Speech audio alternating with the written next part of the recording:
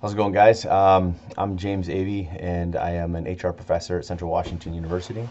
And I'm going to do a quick little update here on religious accommodation. Specifically, is what we'll focus in on for COVID-19. And basically, we usually conduct research over the summer. It's kind of what I've been doing. But obviously, in the last maybe 8 weeks, the phone has been ringing off the hook. Former students, employers, businesses who I've worked with, who all have a mandate that they're trying to work with in Washington State, and asking a lot of questions about what can we do, what can't we do, and are kind of put in a tough situation. As well as many individuals saying, what do I do about the vaccine? And either I don't want it, I lose my job, which is common, or why don't other people see it this way? Why isn't everybody getting vaccinated? So it's across the board. So what I want to do is kind of lay out some information specifically regarding this question, because this one comes up a lot. And just a heads up, I guess, before we get going, I teach HR, I've worked in HR, and let me assure you that HR people did not ask for this. They didn't ask for the pandemic, they didn't ask for the stress, they didn't ask for mandates, they didn't ask for vaccines, they didn't ask for these complications. They have enough going on as it is. So if you do interact with your HR professional, generalist, business partner, manager, specialist, whatever it is, I say just keep it in mind. They're trying to balance a lot of different demands on their job. They are not the governor. They're trying to do their job, so just show them some grace. Actually, anybody I know who's gone to HR didn't do it because they want to just host people. They did it because generally they love people and they do a pretty good job. So with that said, let's go through it here. Washington State mandate. Most people know it by now. I think it was August 9th. I'm not sure. By Governor Inslee, all Washington State employees will be vaccinated. That includes healthcare workers in addition, and it's a recommendation, of course, for all businesses to do so.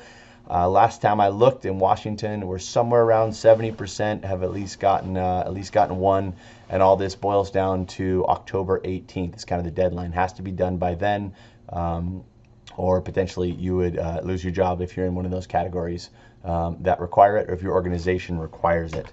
Number one, is it legal? Can your employer mandate vaccines? Yes, it is legal, and it has happened even when it's not a quote-unquote state of emergency. So from a legal perspective, there's at least precedent for it. I know people talk about constitutional rights and individual rights and determination and stuff like that. That's true, but there's precedent at this point, sort of common law doctrine. Yeah, it can be done. It needs to be done carefully. Can it be enforced? It can be enforced. I'll say this later. On October 18th, there's going to be some challenges. It wouldn't surprise me if it slides, because there are a lot of people who are saying, no, I'm not going to do it. And if you have, I just imagine, 20% of the Washington State Patrol, or 40% of the ferry system, or 20% of a school district is like, no, I'm out, fire me tomorrow. Collective action, we can get into that if you want. So it'll be tough to enforce, but as of right now, yes, it can be enforced, and it will be enforced by the employer, probably through an HR person or a manager, but by an employer ultimately. And if you say you work for the State Patrol, your employer is the state. It's not just State Patrol. So that's all being pretty well centralized out of Olympia at this point. There are 3 means of compliance. So there's 3 ways in which you as an individual or an organization satisfy the mandate. Number 1, you're fully vaccinated by October 18th and you furnish the documents to prove it. It's not just attestation, like, yeah, I'm vaccinated, actually prove it on paper. There are folks who are forging those documents. They've been caught, well, not all of them, of course, but some have been caught and prosecuted already. So number 2, you can apply for religious exemption, which is really kind of an accommodation. I can explain that. By October 18th. So it doesn't have to be all done by then, but certainly apply for it by then. And if that's you think is you, I wouldn't wait till the 18th. I would work with the HR person and say, when do you want this, and do it then. Or else you can apply for a medical exemption by October 18th as well. So I'm going to focus in on religious exemption. This one comes up a lot because what I think happens a lot is people are very resistant to getting the shot. And so they say, well, I don't want it. Well, you don't have a choice. You have to get it. Okay, well, then it's against my religion. And it might be, but it might not be. So this is a common one that comes up. You are requesting, if you want the technical terms, you're requesting an exemption and instead a accommodation. So it's an exemption from getting the shot by way of a religious accommodation. And for the last however many years, nobody cared about this, right? I've done a lot of religious accommodations. 90% of them are Sabbath. Somebody that says, hey, I think it's a fourth commandment of the 10 commandments, honor the Sabbath and keep it holy. Okay, well, I need to not work on Saturday or Sunday or Friday sundown to Saturday sundown, something like that. And well, you're scheduled to work there. If you don't show up, it's a no-show and you're fired. You say, well, that policy would disproportionately discriminate against people who held the Sabbath, right? So that's a form of religious discrimination, which comes from the civil rights laws in 1964. And usually employers don't want to break those laws for a number of reasons. One of them is they carry punitive damages, so it can be pretty nasty in terms of a lawsuit. So a religious accommodation is really, you have a religious conviction. The technical term, the legal term, is a sincerely held belief that X, whatever the practice is, would violate your conscience. Think like working on Saturday or working on Sunday, something like that. So it's more than just, I don't want to do that. It's no, that's a deeply held belief. It would be a violation of conscience in my religious convictions. And if asked, you could show a history of that. So you didn't spontaneously come up with it because you didn't want to already. You can show a history of it. What do you have to believe if you want a religious exemption on this? You've got to believe. I'm not telling you to believe this. I'm saying this is what you'd have to believe and live, that there is something about getting the COVID-19 vaccination would be a violation of a religious conviction. Now, what does that mean? It's broad. It doesn't mean your church agrees or disagrees with it. It's you as an individual. Supreme Court case a while ago, religion is down to one person. So don't think religious as in like where you go Sunday morning. Think religious between you, deeply held beliefs, sincerely held beliefs. What do you have to do? That will depend on your employer. But most likely you'll have to submit a written request for an accommodation, for an exemption. And then they would engage in what's called an interactive dialogue, which is, okay, what is the challenge? How can we overcome it and try to work for a win-win solution? Can they reject that? Well, yeah, they can reject that if it's what's called an undue hardship. They can reject it. Some challenges. Okay, I hear this a lot. I don't want to get the shot. And then someone says, well, too bad you have to get it to keep your job. So they say, okay, fine, well, now it's against my religion. If it's historically against your religion and you have a lifestyle and a history that shows that, then you probably have a really good case. If it's all of a sudden now against your religion and you got the flu shot last year, you don't have a very good case that's really against your religion. That doesn't mean there is court precedent for a resurgence of faith, meaning I had this particular faith when I was a teenager and I fell away for 10 years and now I'm back, so now I need the Sabbath off. Or now I need to not get the vaccine, or now I need to not sing happy birthday, or something like that. Okay, that's there, and been court cases on it.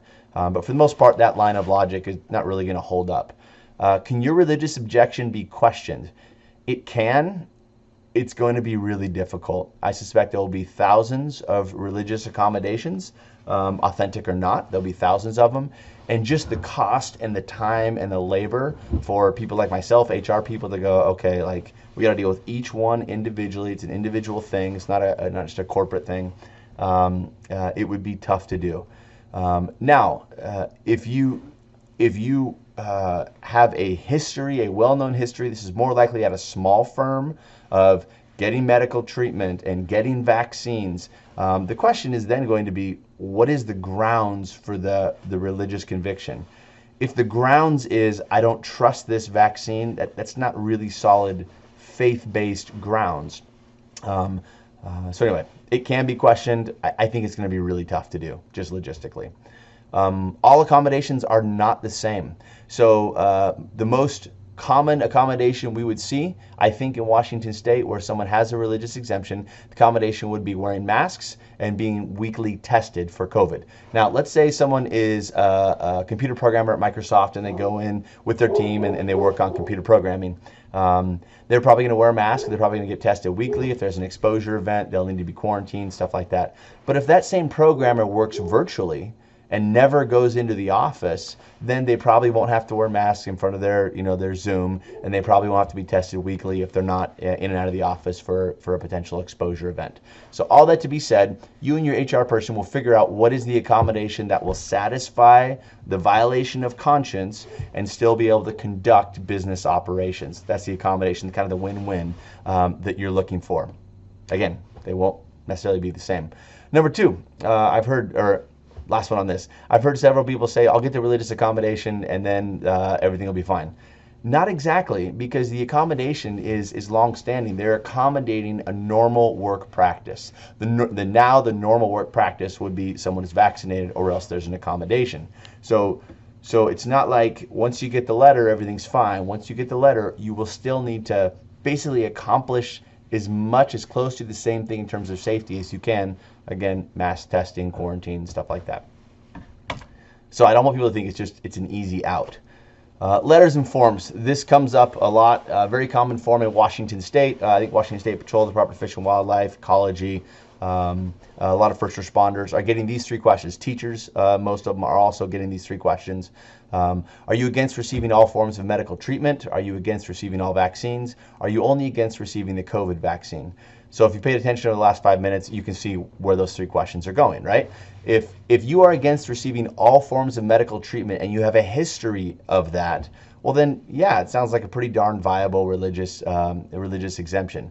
Are you against receiving all vaccines? If you have a history of that, well then, yeah, it's probably a pretty viable religious exemption. But if this is only about the COVID-19 vaccine, if that's the only thing you're really against, then it doesn't really sound like a long-standing, a valid religious exemption. If you answer yes to number 3 and no to questions 1 and 2 there, I would expect much more of a conversation with your HR partner, with the HR manager, whoever it is, to figure out kind of what's going on and what the accommodation might be. So, yeah, keep that in mind.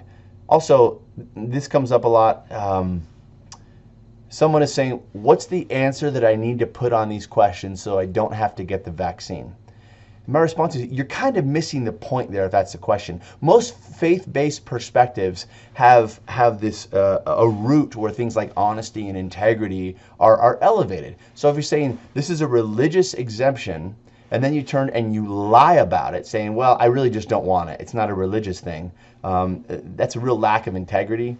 Is that going to be sniffed out, tested? I don't know. It might be. It just seems kind of a crummy way to do it. I mean, they're good laws. They're helpful laws. They're exceptions there for a reason, and it'd be a bummer when they get abused.